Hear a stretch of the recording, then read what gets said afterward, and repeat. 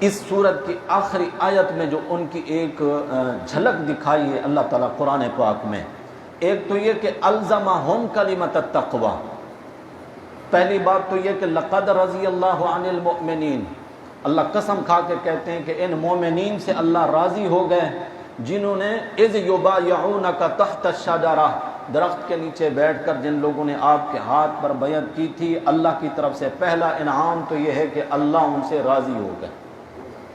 اس بیعت کو بیعت رضوان کہا جاتا ہے، اسی راضی اللہ سے، اور یہ جتنے صحابہ کرام ہیں ان کو اصحاب رضوان کہا جاتا ہے۔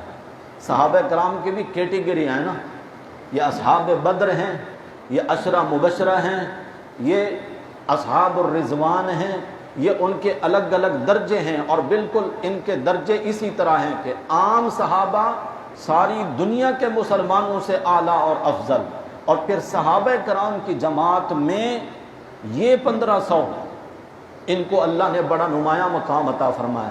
پھر ان 1500 میں سے وہ 313 جنہوں نے بدر لڑی، اللہ نے ان کو نمایاں مقام عطا فرمایا۔ پھر ان 313 میں سے وہ 10 جن کو عشرہ مبشرہ کہا جاتا ہے، ان کا بڑا اونچا مقام ہے۔ پھر ان 10 میں سے بھی 4 نمایاں ہیں، ابو بکر و عمر، عثمان و علی۔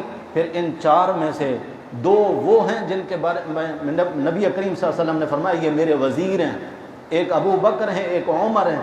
پھر ان دونوں میں سے بھی مصلح رسول جس کو ملا ان جیسا تو پھر کوئی بھی نہیں۔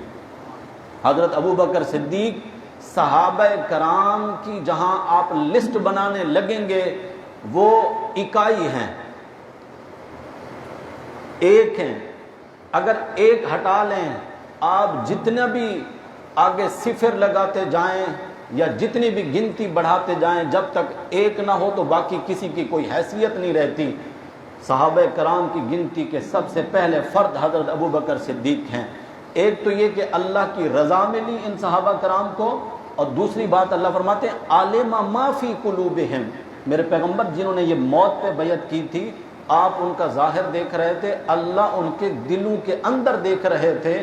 اللہ فرماتے ہیں میں ان کے دلوں میں دیکھ کے میں جان رہا تھا، وہ دل سے بیعت کر رہے تھے، وہ جان دینے کے لیے تیار تھے۔ اور تیسری بات یہاں اللہ تعالیٰ نے یہ بیان فرمائی کہ الزمہم کلمۃ التقوی، جہاں صحابی رسول ہوگا وہاں تقوی ہوگا۔ برف سے ٹھنڈک جدا نہیں ہو سکتی، آگ سے تپش اور گرمی جدا نہیں ہو سکتی، صحابی سے تقوی جدا نہیں ہو سکتا۔ جہاں میرے نبی کا صحابی ہوگا وہ متقی ہوگا۔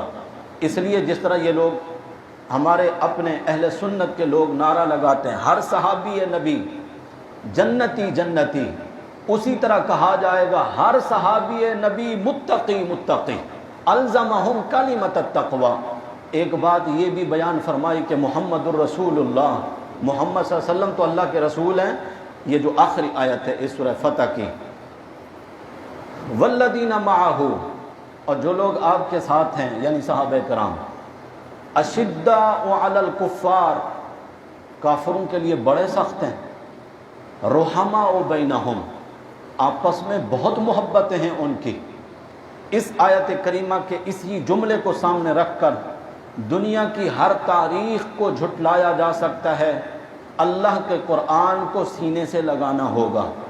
بات سچی وہی ہے جو اللہ نے بیان فرمائی، بات سچی وہی ہے جو قرآن میں ہے، کیونکہ قرآن ہی وہ کتاب ہے ذالک الکتاب لا ریب فیہ، جس میں کوئی شک نہیں ہے، کوئی ریب نہیں ہے۔ قرآن ہی وہ کتاب ہے جس کی کوئی آیت ضعیف نہیں ہے، کمزور نہیں ہے، جس کی کسی آیت پر کسی امام نے جرح نہیں کی ہے۔ یہ قرآن ہی کی خوبی ہے، اور قرآن گواہی دے رہا ہے کہ صحابہ کافروں کے لیے سخت تھے، آپس میں محبتیں کرنے والے تھے۔ اس کے بالمقابل تاریخ کہتی ہے نعوذ باللہ وہ ایک دوسرے کے خون کے پیاسے تھے، وہ ایک دوسرے سے بغض رکھتے تھے، وہ ایک دوسرے سے نفرت کرتے تھے۔ علی معاویہ کے بارے میں یوں کہتے تھے، معاویہ علی کے بارے میں یوں کہتے تھے۔ تاریخ اور قرآن یہ دونوں آپ کے سامنے آ جائیں، تاریخ کی 1-2 جملے میں نے سنائے ہیں۔ کیونکہ وہ ساری بکواسات ہم اپنی زبان پہ بھی نہیں لا سکتے جو تاریخ لکھنے والوں نے تاریخی کتابوں میں لکھی ہیں۔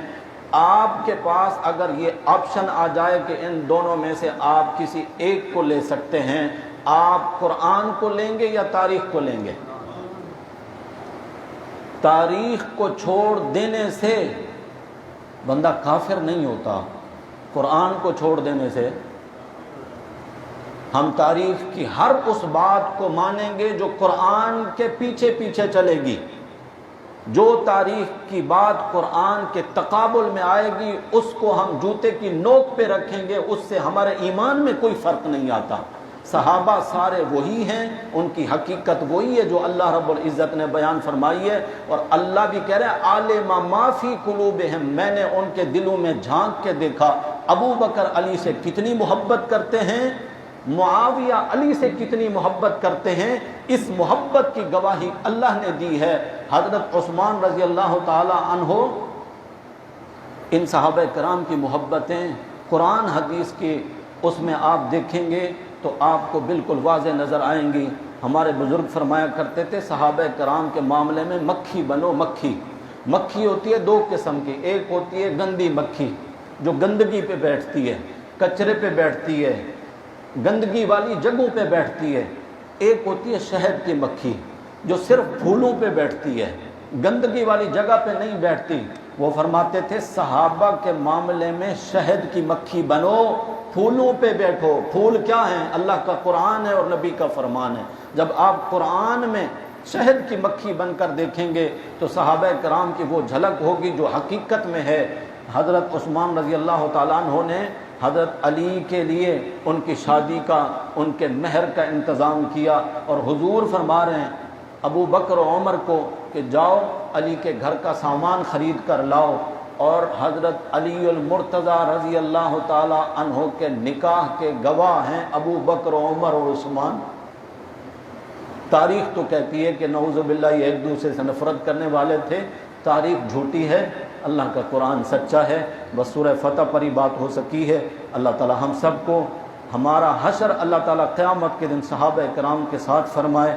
جو محبت ان کے دلوں میں اللہ کے نبی صلی اللہ علیہ وسلم کی اور اسلام کی اور اللہ کی محبت تھی، اس کا کچھ حصہ اللہ ہمیں بھی عطا فرما دے۔